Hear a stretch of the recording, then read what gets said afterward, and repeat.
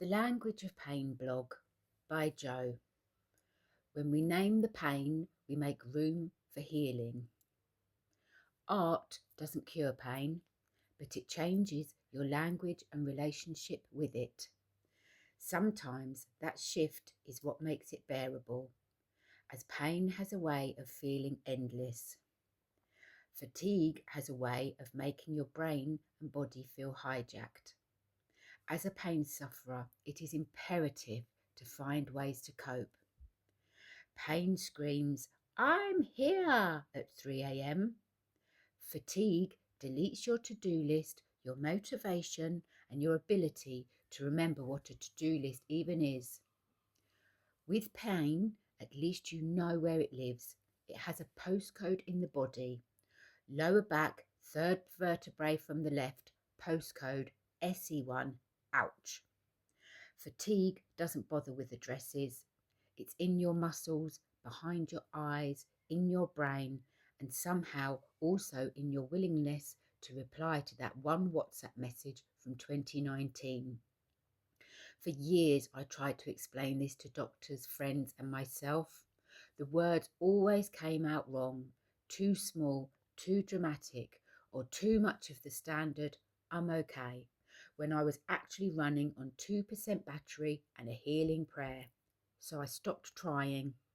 I lived around it, wore the mask, and got very good at saying, "Yeah, I can do that," while internally negotiating with my mind and muscles, like a tenant dealing with a rogue landlord. Then I joined the Language of Pain Collective, and thank God, because I was running out of metaphors and started to describe my daily existence as like a soggy biscuit. At the time, I'd stopped creating. I was a mess. I really needed something new and different to fill the gaps between the constant appointments, consultants, and clinics. My role within the Language of Pain has been sweet. I showed up and tried my best to sparkle, be honest, and occasionally make something that looks like a toddler had attacked a sketchbook, and honestly, that was okay. I couldn't find the right sentence for my fatigue, and that was where the arts have helped me. I could draw on a blank page, adding as much or as little as I wanted. I could draw the emptiness, and suddenly fatigue wasn't just me being lazy, it was a tangible thing. It was a page with a shape and a colour that soothed me. Pain and fatigue now had a place to sit that wasn't inside me. Over the months in our Zoom space with the Language of Pain, we explored the hidden vocabulary of pain through grounding meditations, movement, writing, art, collage, music, sound, and object sharing. The list goes on and on. None of it was about making masterpieces for the Tate. It was about the process and connection.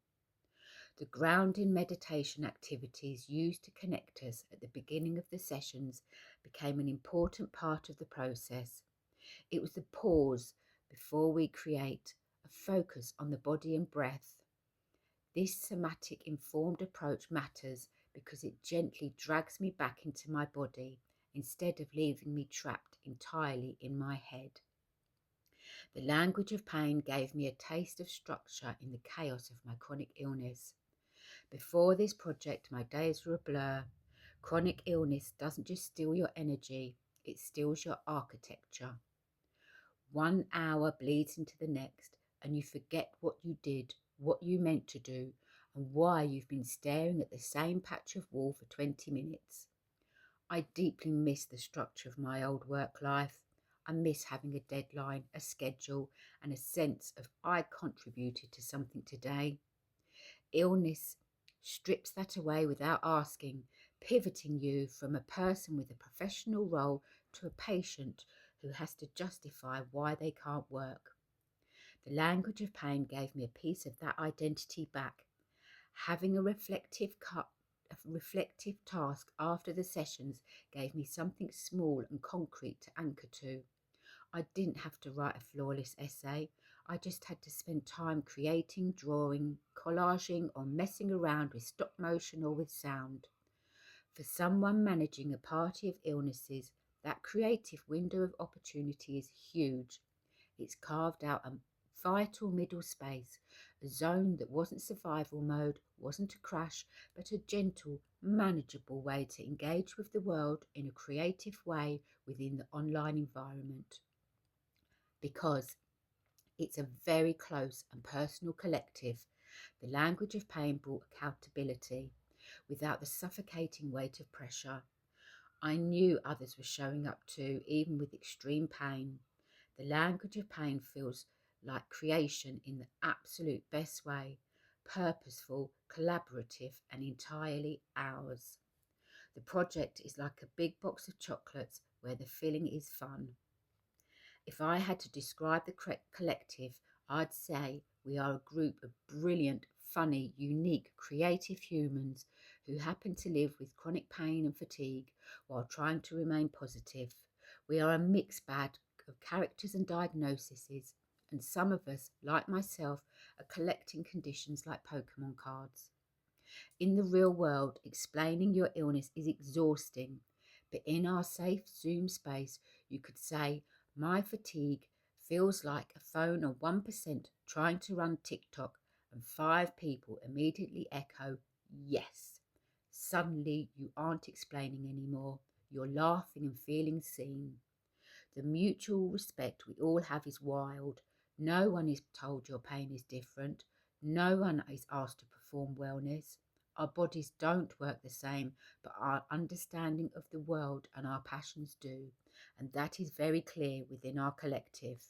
You can show up in your pajamas, cameras off, lying flat on your back, and still be an essential part of the research.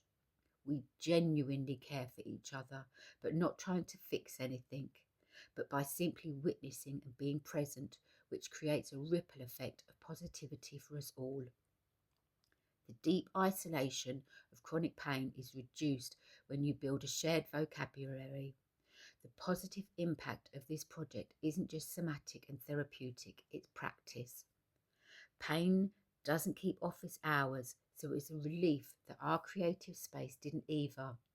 This project meets me exactly where I am because the collective flows live 24/7 on Padlet.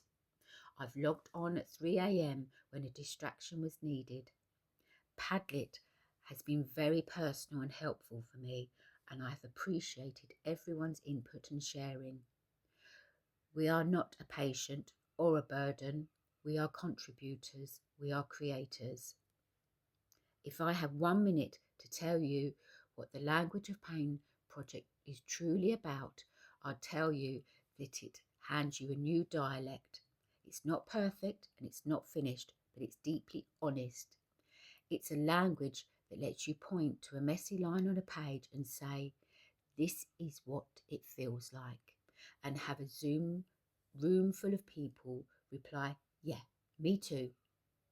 In that me too, the walls close in a little less.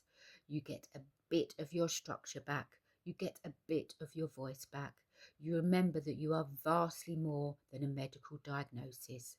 When we name the pain, we make room for the healing.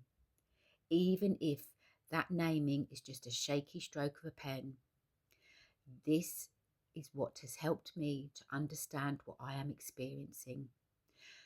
To end, the Language of Pain is a collective of beautiful, creative people using art, sound, and shared expression to translate the messy personal experience of chronic pain into something that can be seen, heard, and understood together.